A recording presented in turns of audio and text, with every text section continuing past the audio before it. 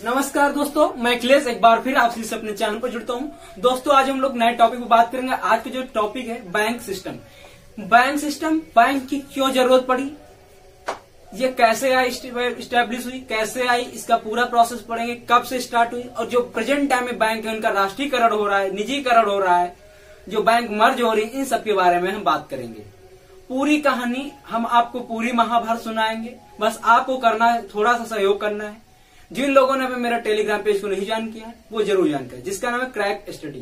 ठीक है, आप उसको ज्वाइन करें तो आपको daily current affair, the Hindu PDF, ST discussion होगा। अभी एसटी होगी, कुछ एसटी हो गए हैं इस समय, थोड़ा बिजी शेड्यूल होने की वजह से इस समय नहीं हो पा रही है। 19 एसटी हो गए, 20 एसटी बस 2 से 3 दिन के अंदर तैयार कर रहा हूँ। ठीक है, क्योंकि वो काम प्रोसेस पे चल रहा है। तो आप अपना थोड़ा सहयोग करें, चैनल को लाइक करें, शेयर करें, सब्सक्राइब करें। बस इतना आप करना। चलिए आज की हम बात करते हैं। तो आज जो टॉपिक है बैंक सिस्टम। बैंक है क्या? दरअसल देखो बैंक है क्या, बैंक की हमें जरूरत क्यों पड़ी, इन सब के बारे में देखो। ये क्या है? रमेश है। ठीक है, मैंने ये मान लिया रमेश है। इन्होंने 100 रुपए अपने कमाए। ठीक है, 100 रुपए कमाए। अब इन्होंने दिन भर में क्या किया? 60 रुपए खर्च कर दिए। दिन भर में 60 रुपए खर्च कर 40 रुपए बचत में बचा लिए। ठीक है, इनके रुपए बच गए। ठीक है, लेकिन जब बैंक नहीं तो ये 40 रुपए कहाँ रखते थे? अपने कहाँ रखते थे? अपने घर में बचा के रख लिए। लेकिन ये कहाँ है? घर पे है, अपने पास छुपा के रख लिए। मान लो इन्होंने एक गुल्लक बनाया, उसको लुका के रख दिया, छुपा के रख दिया और भूल लगाए कहाँ रखा। ठीक है, तो ये 40 रुपए कभी मार्केट में आएंगे? बिल्कुल नहीं आएंगे। तो मार्केट में पूरे 100 रुपए थे, लेकिन बचे कितने? 60 रुपए, जो खर्च हुए सिर्फ रमेश द्वारा। लेकिन ये जो 40 रुपए हैं ये तो आया नहीं। और आप सभी को पता है अंग्रेजों के समय से चला आ रहा है कि पहले जब बैंक नहीं थी तो जो क्या थे? मनी लेंडर यानी साहूकार थे, जो जमींदार थे, वो लोग क्या किसानों के लोन देते थे। और उसके बदले में किसानों से, बैंक थी नहीं तो भाई किसान जितना कमाए उससे ज्यादा उनको कर्ज देता था, उससे तो ज्यादा कर्ज देता था, यानी किसान को बचता नहीं था। इसलिए एक तो सिस्टम अंग्रेजों के समय से क्यों जरूरत पड़ी? बैंक वहां से आई। बैंक वह संस्था है, पहले बात सीधी सी भाषा में जाने, बैंक वह संस्था है जो लोगों की बचत को जमा करता है। लोगों की बचत को, यानी ये जो 40 रुपए बची रहे हैं इनके, ये कहाँ जमा करें? बैंक में जमा करें। लोगों की बचत को जमा करें तथा उन्हें जरूरत पड़ने पर कर्ज प्रोवाइड करे, यानी कर्ज लोन दे। ठीक है, सीधी सी भाषा में बैंक वह संस्था है जो लोगों की बचत को जमा करे तथा जरूरत पड़ने पर उन्हें कर्ज प्रदान करे। यह सिस्टम क्या कहते हैं? बैंक सिस्टम, यानी बैंक व्यवस्था कहलाती है। सर्वप्रथम भारत में बैंक सिस्टम प्रणाली किसके समय आई? तो अंग्रेजों के समय आई। किसके समय आई? अंग्रेजों के समय आई। ठीक है, अंग्रेजों के समय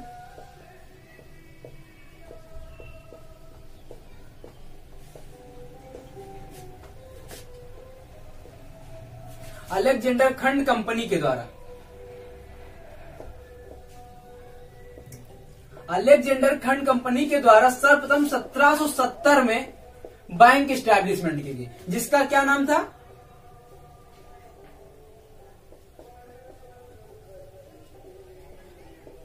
बैंक ऑफ हिंदुस्तान।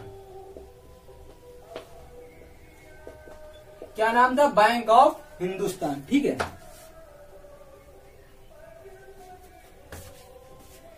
ये किसके द्वारा?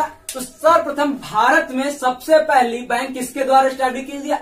अलेक्जेंडर खंड कंपनी के द्वारा 1770 में। 1770 में कब? 1770 में स्टैब्लिश की गई। जिस बैंक का क्या नाम था? Bank of Hindustan. ये बैंक ऑफ हिंदुस्तान, लेकिन ये सक्सेस नहीं हुई। ठीक है, ये क्या हुआ? तो अलेक्जेंडर एक उस समय का यूरोपीय व्यापारी था जिसके द्वारा बैंक स्टैब्लिश की गई 1770 में, बैंक ऑफ हिंदुस्तान। लेकिन ये उस समय सक्सेस नहीं हो पाई, यानी ये बैंक पूरी तरीके से सक्सेस नहीं हो पाई। उसके बाद क्या होता है? अंग्रेजों के द्वारा 3 प्रेसिडेंसी थी, आप सभी को पता होगा। कलकत्ता, मुंबई और मद्रास, 3 प्रेसिडेंसी थी अंग्रेजों के समय, आप सभी को पता है। कलकत्ता बैंक ऑफ, ये जो कलकत्ता में स्टैब्लिश हुई, इसको क्या नाम दिया गया? Bank of Calcutta. इसका हेडक्वार्टर भी कोलकाता था। और ये कब स्टैब्लिश होती है? 1804 में होती है। उसके बाद बैंक ऑफ मुंबई, ये कब स्टैब्लिश होती है? 1840 में। ठीक है, कब स्टैब्लिश होती है? 1840 में। और उसके बाद बैंक ऑफ मद्रास, ये कब स्टैब्लिश होती है? तो बैंक ऑफ मद्रास 1843 में स्टैब्लिश होती है। तो भारत में बैंकों के, अंग्रेजों के द्वारा बैंक कब स्टैब्लिश की गई? सर्वप्रथम तो बैंक देखो कब आई? अलेक्जेंडर खंड कंपनी के द्वारा 1770 में बैंक ऑफ हिंदुस्तान सर्वप्रथम भारत में स्टैब्लिश हुई। ये पहली बैंक थी। ठीक है, लेकिन यह सक्सेस नहीं हो पाई, यानी चल नहीं पाई, सुचारू रूप से काम कर नहीं पाई। ठीक है, उसके बाद अंग्रेजों द्वारा बैंक ऑफ कलकत्ता, जिसका हेडक्वार्टर कहाँ है? कलकत्ता में है। यह कब स्टैब्लिश है? 1804 में। उसके बाद बैंक ऑफ मुंबई, यह कब स्टैब्लिश हो? 1840 में। बैंक ऑफ मुंबई 1840 में। और उसके बाद बैंक ऑफ मद्रास 1843 में अंग्रेजों के द्वारा तीनों प्रेसिडेंसी में स्टैब्लिश की गई। तो इतना तो समझ में आ गया होगा, आई होप ये आसानी से समझ में आ गया। उसके बाद आगे की बात करते हैं, आगे देखते हैं।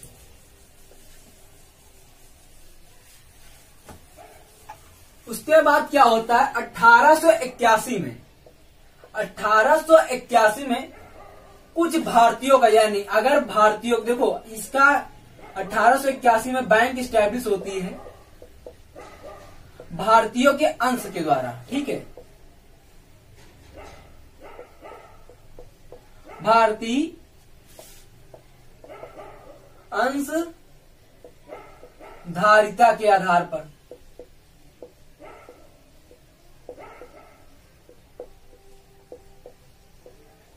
तो 1881 में क्या होता है? भारतीय अंशधारिता के आधार पर बैंक स्टैब्लिश होती है। ये पहली ऐसी बैंक भारत में थी जिसमें भारत का कुछ अंश था, कुछ अंश, अभी भी 100% नहीं था, अभी भी भारत में 100% अंश नहीं था, 100% अंश नहीं था इनका। ठीक है, 100% अंश नहीं था, लेकिन हाँ इसमें कुछ परसेंट ऐसा था जो भारत का अंश था। तो भारत में अंशधारिता के आधार पर बैंक स्टैब्लिशमेंट कब हो रही है? 1881 में हो रही है। ठीक है, उसके बाद 1894 में पूर्णतया भारतीयों द्वारा स्टैब्लिश, 1894 में पूर्णतया भारत द्वारा स्टैब्लिश, भारतीयों द्वारा स्टैब्लिश, भारतीयों द्वारा स्टैब्लिश स्थापित बैंक कौन थी? तो पीएनबी, जिसको हम प्रेजेंट टाइम में किसके नाम से जानते हैं? Punjab and national bank, PNB. तो क्वेश्चन कभी कभी पूछा जाएगा, पूर्णतः देखो ये ना सोचो कि क्वेश्चन कहाँ पूछे जाए कहाँ नहीं पूछे। जो बच्चे पढ़ रहे हैं, जो देख रहे हैं, जो अभी कंपटीशन की लाइफ में है, तो उनके लिए इम्पोर्टेंट है। ये वो नहीं कि वो बैंक का है, वो बैंक से आएगा, वो इकोनॉमिक्स इकोनॉमिक सेक्टर में आएगा, हमारे लिए नहीं, सब तुम्हारे लिए है। अभी कल सचिवालय का पेपर हुआ है, देख लिया आप लोगों ने कि कौन से क्वेश्चन कहाँ पूछे गए। ठीक है, हालांकि उसमें उत्तर प्रदेश सरकार की कुछ भी कहो इतनी ज्यादा है, पेपर मैं स्वयं देने जा रहा हूं और मैंने देखा 9:15 में पेपर मिला।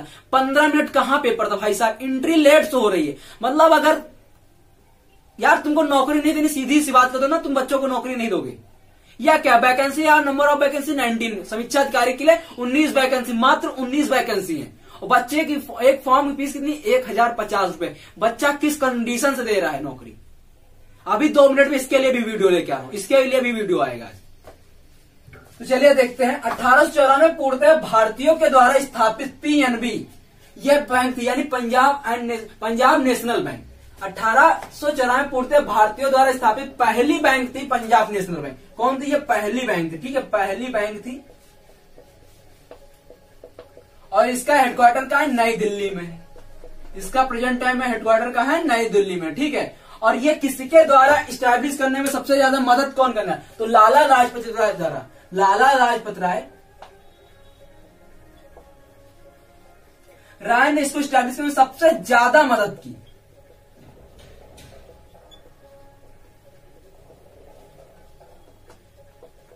ठीक है, तो लाला लाजपत राय ने इसको स्टैब्लिश करने में सबसे ज्यादा मदद की। तो दोस्तों ये हुई भारत की कुछ बैंकों के स्टार्टिंग, यानी कैसे क्या कहां किया हुआ। अब इसके आगे की हम कहानी देखें।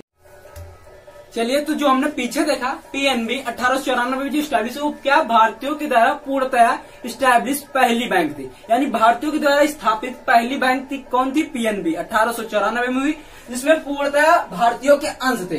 और 1881 में जो हो रही है बैंक स्टैब्लिश, उसको क्या कहता, उसमें भारतीयों के कुछ अंश थे, ठीक है। उसी के बीच में 1865 में क्या होता है, इलाहाबाद बैंक स्टैब्लिशमेंट होती है। कौन सी, इलाहाबाद बैंक, ठीक है। ये किसके द्वारा होती है, ये अंग्रेजों के द्वारा होती है। इलाहाबाद जो बैंक होती है अंग्रेजों के द्वारा स्टैब्लिश की जाती है और इसका हेडक्वार्टर क्या बनाया जाता है, कलकत्ता बनाया जाता है। क्योंकि तब क्या था, कलकत्ता भारत के प्रमुख शहर था, सबसे प्रमुख शहर देखा जाए। जैसे आज के टाइम पे दिल्ली कैपिटल है, तब क्या थी, कलकत्ता, ठीक है। तो उस समय कलकत्ता इसका हेडक्वार्टर बनाएगी, यानी इलाहाबाद बैंक का हेडक्वार्टर क्या बनाएगा, कलकत्ता। और आज के समय भी कलकत्ता ही हेडक्वार्टर है, ठीक है। तो 1865 में स्टैब्लिश की, किसके द्वारा, अंग्रेजों के द्वारा। और पहले ही मैंने बता दिया 1881 में भारतीयों के कुछ भारतीय का अंश था, यानी भारतीयों के अंश आधारित, भारतीयों द्वारा अंश आधारित पहली बैंक 1881 में, और भारतीयों के पूरा अंशधारित बैंक, पूर्णतया अंशधारित बैंक PNB यानी पंजाब नेशनल बैंक 1894 में स्टैब्लिश होती है। उसके बाद क्या हम देख रहे हैं, केनरा बैंक। केनरा बैंक कब आ रही है, 1906 में स्टैब्लिश हो रही है, ठीक है। उसके बाद कॉर्पोरेशन बैंक हम देख रहे हैं, ये भी 1906 में हो रही है, ठीक है। कब हो रही है, 1906 में। उसके बाद हम क्या देख रहे हैं, आंध्रा बैंक देख रहे हैं, आंध्रा बैंक, ठीक है। ये भी कब हो रही है, 1906 में हो रही है। उसके बाद हम एक और देखते हैं, bank of India. Bank of India हम देखते हैं अगर, तो ये कब हो रही है, 1911 में। तो बैंक ऑफ इंडिया की स्टैब्लिशमेंट क्या हो रही है, 1911 में हो रही है। ये सब क्या है, प्राइवेट बैंक है, यानी निजी बैंक है, प्राइवेट बैंक है। अब क्या हुआ, अब लगा अंग्रेजों को कि देशों के लिए यानी भारत के लिए केंद्रीय बैंक होना चाहिए। जब ये प्राइवेट बैंकें खुलने लगी, आपने देखा PNB Punjab national bank Lala Lajpat Rai द्वारा खोली गई, ठीक है। उसके बाद केनरा 1906 में खुल रही, कॉर्पोरेशन बैंक 1906 में खुल रही, आंध्रा बैंक 1906 में खुल रही, और बैंक ऑफ इंडिया 1911 में खुल रही। तो अब क्या हो रहा है, अब लग रहा है कि भारत के लिए केंद्रीय बैंक होना चाहिए, भारत के लिए केंद्रीय बैंक होना चाहिए। तो इसी के क्रम में आगे 1914 में एक आयोग आता है, जिस आयोग क्या नाम देते हैं, चैम्बरलिन आयोग। क्या आयोग का नाम देते हैं, चैम्बरलिन आयोग।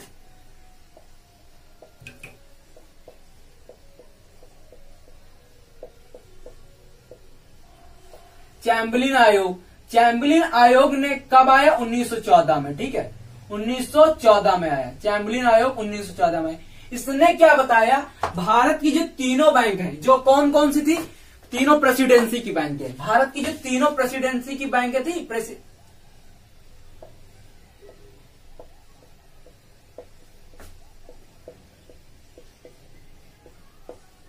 भारत की जो तीनों प्रेसिडेंसी बैंकों की थी, उनको आपस में मर्ज यानी मिला दिया जाए, ठीक है, मिला दिया जाए, तीनों आपस में मिला दिया जाए। और उसके बाद क्या नाम दिया उसका, एक केंद्रीय बैंक, केंद्रीकरण कर दिया जाए। तो भारत की जो तीनों प्रेसिडेंसी बैंकें थी, यानी कि bank of Calcutta, bank of Mumbai, bank of Madras, इन तीनों को मिला के एक बैंक 1921 में क्या नाम दिया जाता है, इंपीरियल बैंक। क्या नाम दिया जाता है, इंपीरियल बैंक। इंपीरियल बैंक दिया जाता, ठीक है। तो जो तीनों बैंक कौन कौन सी मर्ज हुई, फिर से बता देता हूं, bank of Calcutta, bank of Mumbai, bank of Madras, तीनों बैंकों को मिला करके किस आयोग के द्वारा, चैम्बरलिन आयोग के द्वारा 1914 में जो आया था, उसकी रिपोर्ट के अनुसार 1921 में क्या नाम दिया जाता है, इंपीरियल बैंक। इंपीरियल बैंक में कौन कौन सी बैंक हैं स्टैब्लिश, फिर से बता देता हूं कौन कौन सी मर्ज हुई थी। तो bank of Calcutta, bank of Mumbai, bank of Madras, इन तीनों बैंक को मिलाकर 1921 में इंपीरियल बैंक स्टैब्लिश की गई। उसके बाद आजादी, आजादी के बाद गोरखावाला समिति के अनुसार, गोरखावाला समिति के द्वारा इन्होंने सुझाव क्या दिया कि जो इंपीरियल बैंक है, इसको हम क्या नाम दे दें, SBI नाम दे दें। यानी जो प्रेजेंट टाइम में स्टेट बैंक ऑफ इंडिया है, जो काम कर रही है, SBI काम कर रही है, इसको किस समिति के द्वारा,